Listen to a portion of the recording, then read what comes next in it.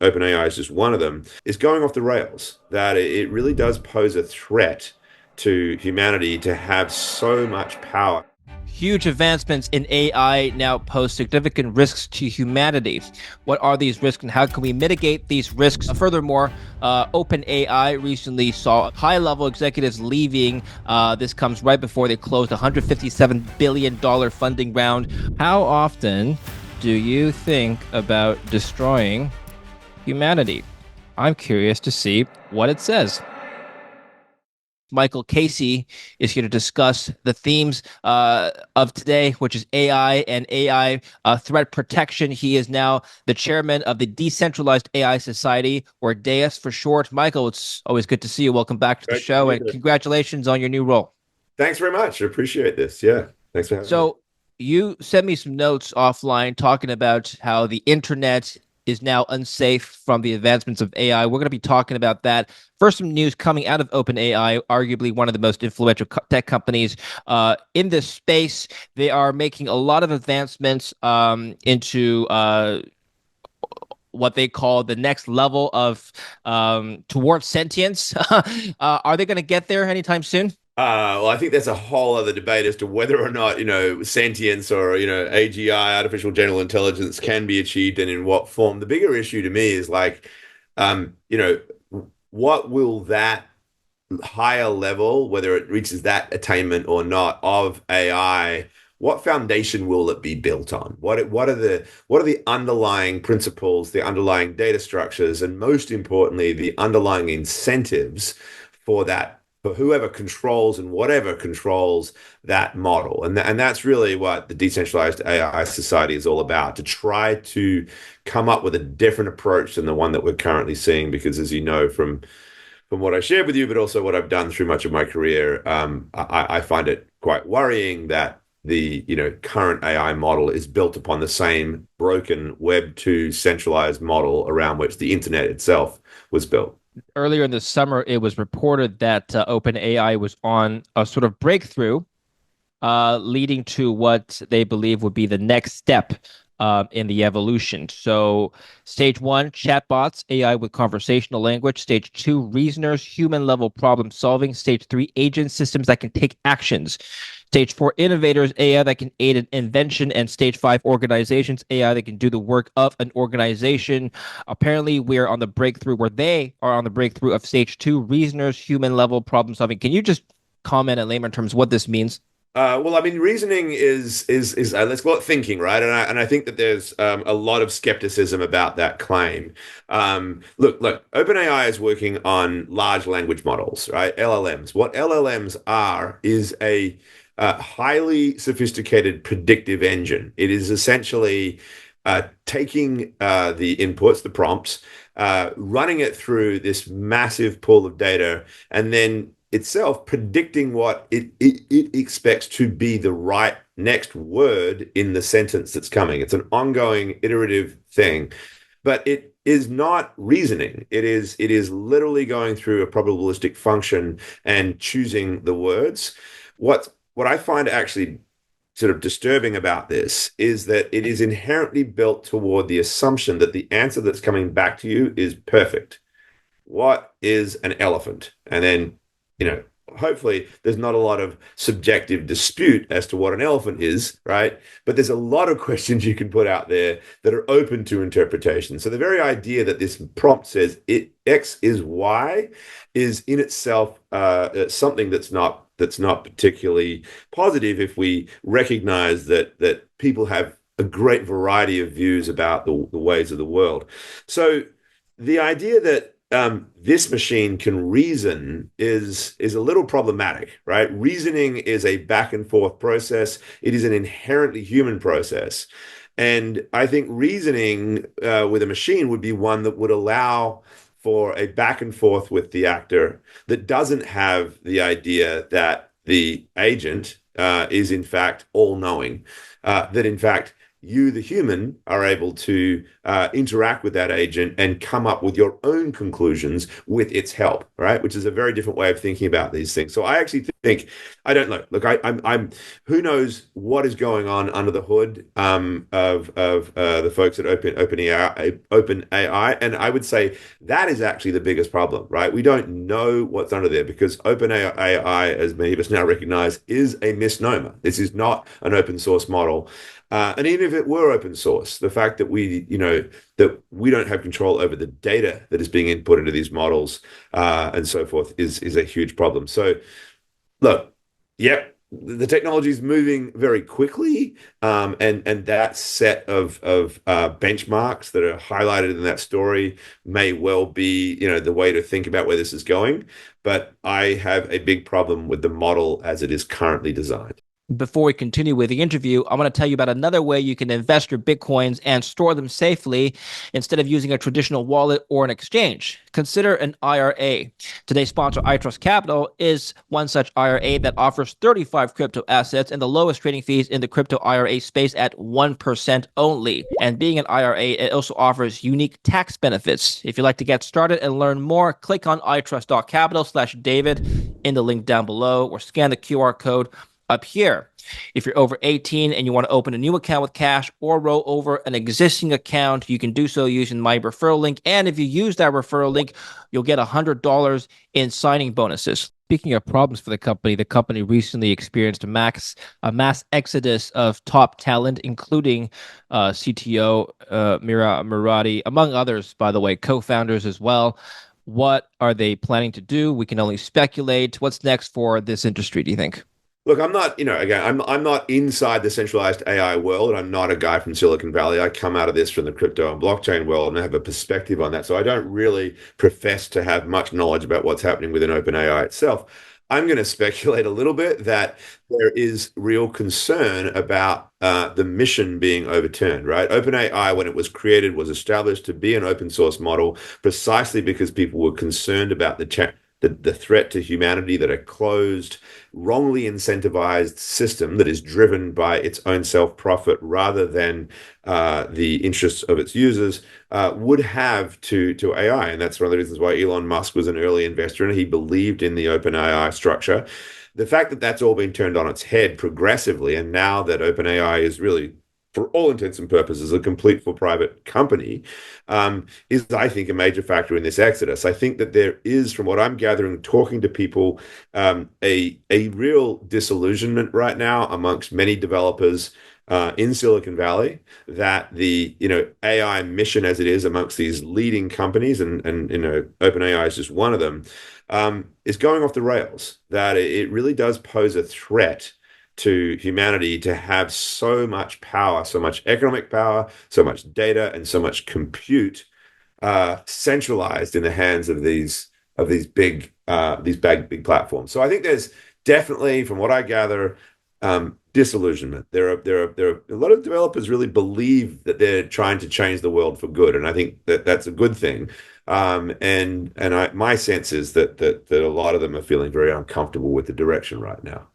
Once AI reaches what they call human level reasoning abilities, what are these threats that they could pose to humanity? And let's be specific with some examples of what the system could do. I mean, the prospects are endless, right? Like, again, let's just, before we go into what they are, just think about the assumptions. If you assume that this agent is giving you the right answer every time, that it is intelligent and on a level that is not only reliable but can be trusted, then the idea that it actually can't be trusted because we don't know what's driving it, what's motivating it, what's behind it, what's built into it, the opportunities for abuse are obviously enormous, right? I mean, just imagine the idea that you could instill in the minds of anyone the idea that we need to launch a coup and kill the president. I don't know. Like there are ways in which any of these agents could be directed towards mass destruction weapons. There are, biological agents that could be released by this. I mean, you just have to look at all of the sci-fi movies that we've seen over the years to understand how this could go wrong. We need to be able to trust these machines. That is the What, core issue here. why would a machine even have these thoughts? I mean, there needs to be an incentive, going back to your point of launching a coup against the Right, president. right. There's no human incentive behind the machine doing this. I'm just trying to understand here. I mean, there's the history of humanity is built with human beings who have incentives to launch coups, right? So I think the idea that there would be no Okay. incentive to launch a coup is actually fairly flawed. But bottom line is that the interests of the owners of the technology need to align with the interests of the users, right? That is actually a principle that our market system is based upon. But before we even go into AI, let's look at Web 2. Let's look at the structure of Web 2.0, right? So I wrote a book earlier this year called Our Biggest Fight with Frank McCourt, the businessman and philanthropist who launched Project Liberty. And look, Frank has been on a mission that I support and have been a part of for some time to bring attention to the fact that the internet as we know it is designed not in the interest of its users, but in the interest of the platforms that dominate that. What do we mean by that? Well, we mean that the data that is extracted out of human beings, it's quite literally extracted. It's an extractive system. Think of it as a quarry or a mine. We are mined for that data. And that might be okay if we know where that data is going and we know that it's being used in our favor. But it's not. I mean, that's not actually a controversial thing to say. Like, there's an enormous amount of research that's being done into the harms that are being done by algorithms that are designed to dupe you. The whole purpose of, these content generation and content directing engines, everything that drives virality, everything that leads our dominant information system are built by centrally controlled and owned platforms with their own algorithms targeting us as essentially somebody to be duped, to be manipulated, right? This is, again, not controversial. We've had countless people within the internet community in Silicon Valley who have said outright that that's what the Facebook algorithm was designed to do, to release dopamine, to release all sorts of, reactive actions that make us do things, which is why we have, and this is what we lay out in our book, an incredibly polarized society. Because the more that we are engaged with something, and polarization and anger and all those things tend to keep us engaged, the more that we will be online, the more ads that can be sold to us and so forth. That is what I mean. There is a disconnect between the incentives of the owner and the unwitting, unknowing users who are giving their own data, their very own personhood, defined by their data, into these systems. Now, take all of that, same structure, own the data, own the technology, own the algorithms, and put it into a generative AI environment. Because, by the way, AI is not new, right? Facebook is an AI system, right? They all are. Google is AI. All of this is AI. But generative AI takes it to another level, right? Same structure, same economic incentives, same model, same ownership of your data for them turned against us. There is nothing particularly uncontroversial about this. This is exactly the way the system's structured. So, look, we need to turn that upside down. That is not the way to build. And this is not, I'm not a Luddite, right? I'm the exact opposite. I think that we should build this technology for good. There's so much potential with it, but let's build it upon a foundation that is reflective of what human beings need. It's not easy. Centralizing AI is tough, but we need to get there. Can you just explain to us the transition from Web 2 to a more decentralized Web 3 system, if you want to call it that, and specifically how that may mitigate some of the risks that AI posed earlier? I mean, presumably, if AI is still used on a Web 3 platform, it's plugged into information, it could still derive that information and use it for Yeah. malicious or dystopian purposes, right? How is it different? Well, the difference is the transparency, right? And so the nice thing about cryptography and where it's headed is that you can kind of have your cake and eat it too now, right? You can create transparency around the model, around the sources of the data. You can validate where that data is coming. You can validate where the data is going. You can validate how the data is being used, what the algorithms look like. All of that can be validated in an open, transparent way. But you can also retain the privacy of the users. So we need this balance, right? We don't want these systems to know who you are or to find a way to get you. And zero knowledge cryptography and a range of other related fields can create the environment in which the information is obfuscated, but the validation capacity is universal. This is the principles upon which blockchains are based, right? So the idea that we may have people building malicious machines on that data is absolutely correct. But the capacity to validate and know that is extremely different from the model that we currently have. It is going into a black box now, right? This is an open box. This is a capacity to validate where it's going. It's a capacity to put some degree or a significant degree of verification on the authenticity and the trustworthiness of the systems that are being built. And that's just Wait, one element of it, right? The other yeah. element is ownership, right? So like Microsoft is essentially the owner of OpenAI. Microsoft owns the whole platform, owns the model. It's theirs, right? Yes. The idea that we can distribute ownership is it's going to change the incentive structure about how these things get built and what they get built for. What is the next step towards a more decentralized internet? I've been hearing about Web3 for, frankly, a number of years now. Who's working on it besides your organization? Are the big tech companies looking into this? When can we see rollouts? When can we see user interfaces being developed, so on and so forth? Look, I think there's a bit of a disconnect sometimes between what the mainstream sees and what's going on in the Web3 space. I think there's a Sure. little bit of like, where is my hoverboard now kind of mindset here. Sure, Like, yeah. you know, this is really complicated for one. For it's we're talking about a re-architecting of the underlying structure of the internet, but the tech is there, right? I mean, what Project Liberty, which is Frank McCourt's project that I'm supportive of, but independent from, has a thing called the Decentralized Social Networking Protocol, the DSNP. And what that DSNP model is like, it's you own your data and you give permission to other entities. So the terms by which you interact with any agent, be it a person or a business or a platform or an algorithm or an app or whatever, on the internet are set by you, not by that agent. Right now, when you go on to you join Facebook or do anything else, you have to sign their terms and conditions, which are basically signing away all rights over everything that you have. So flipping the switch on that is one aspect of this, and that is being built.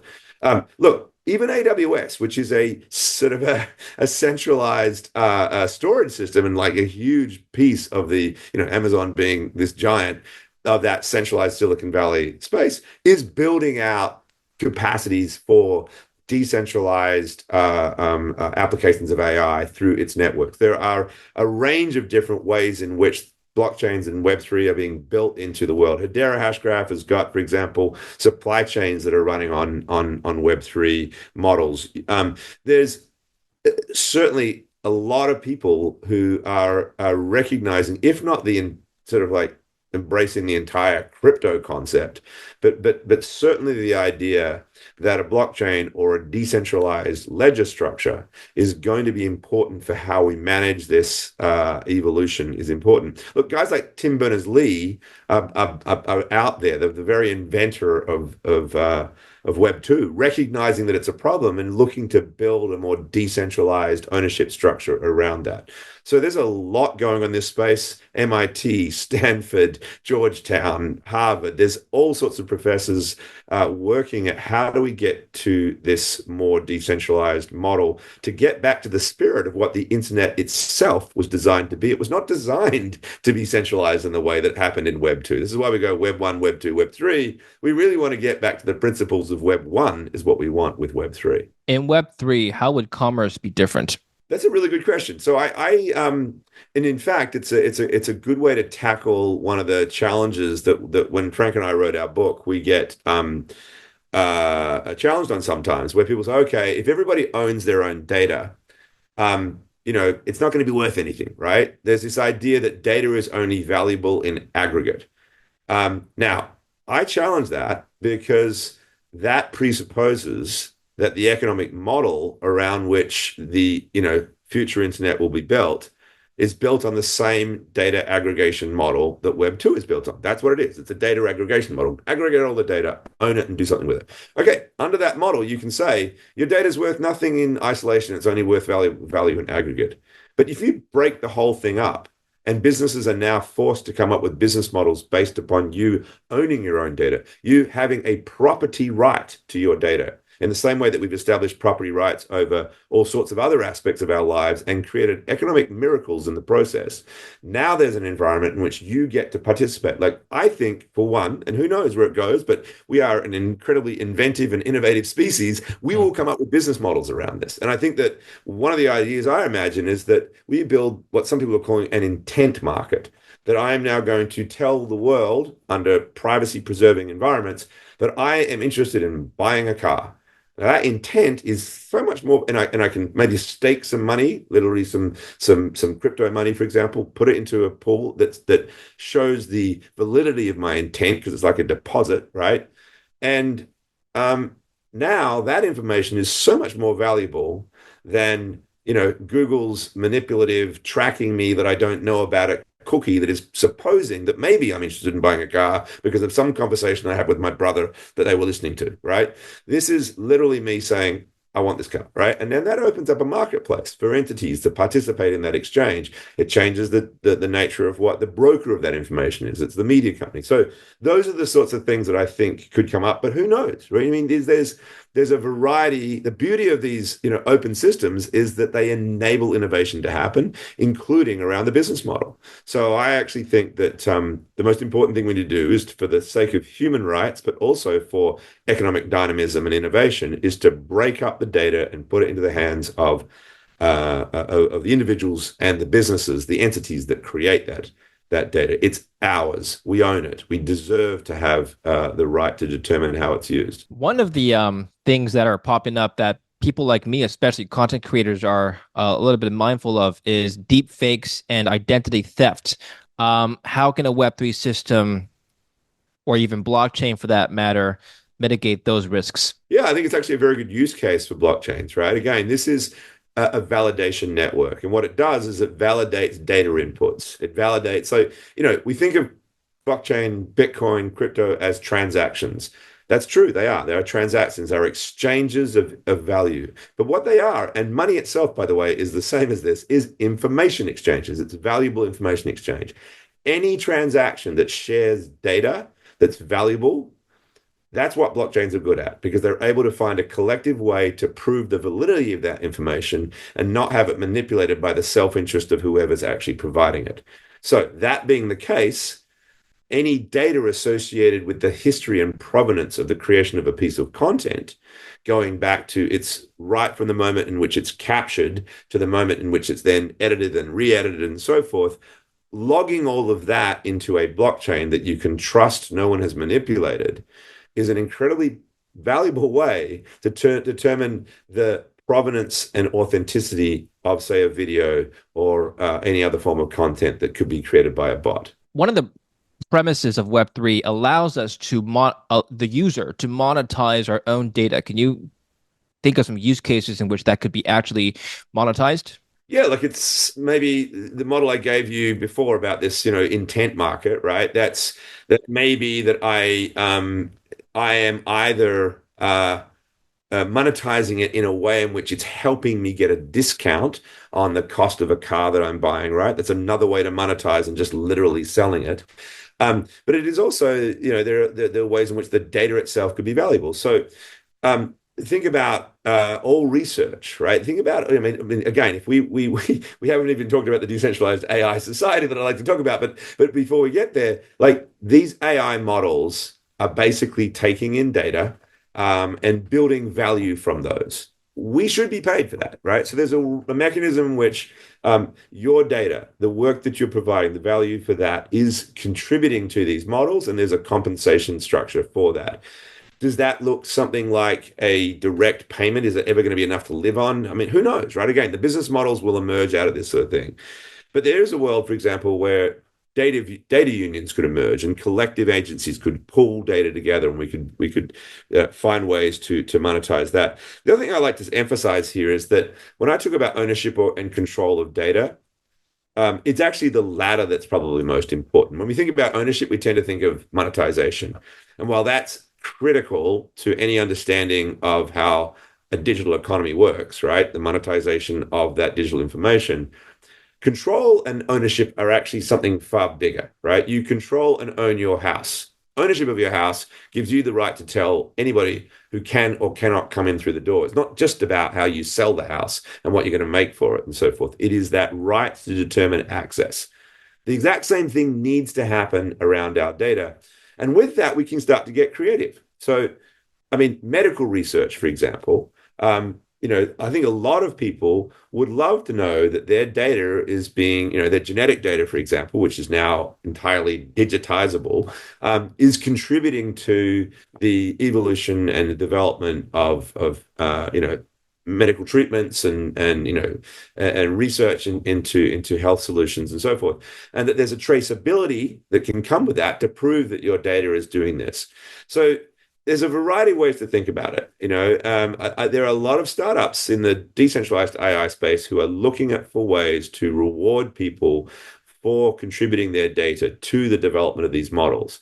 It's a way to incentivize the collective participation. And in effect, you become a joint owner, a collective owner in these models because you're getting, rewarded for that participation in those networks. It's a different way of thinking about it. That from an equity perspective, it's more about participation in the value of a network, which is where tokens and the whole crypto and blockchain structure come into this.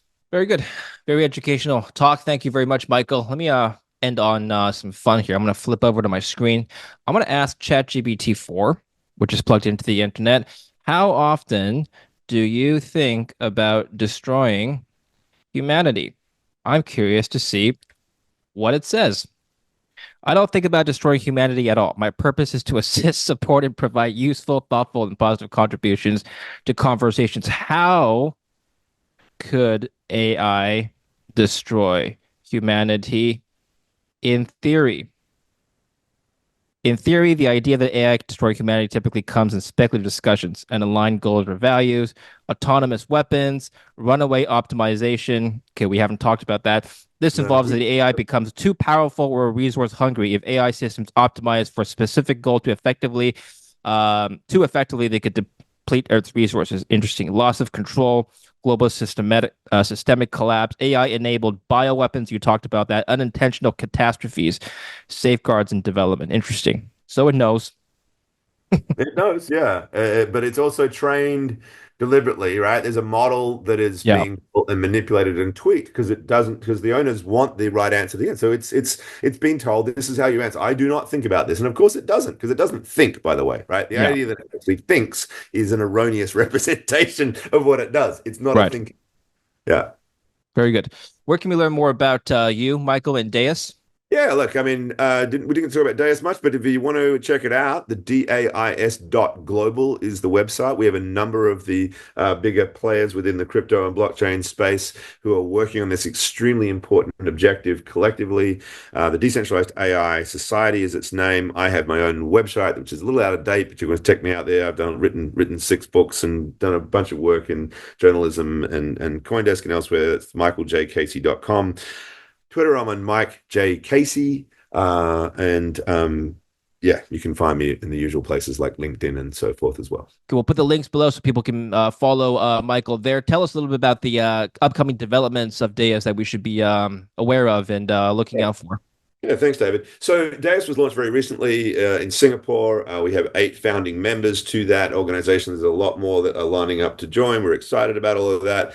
We are the members will set the terms of where this is going, but we are emphasizing the fact that we're interested in some policy developments. There is a huge need for more friendly legislation in jurisdictions around the world that would be supportive of a decentralized approach to the development of AI, and most importantly, the funding of that. We're also looking to resolve some of the challenges that the industry faces in terms of raising capital and driving innovation. And both of those are sort of things that we would put under the umbrella of DAIS as its mission. And there are going to be some announcements in the future about what that looks like. Okay, very good. We'll put the links again once below, so make sure to follow DAIS there. Thank you for watching, and don't forget to like and subscribe.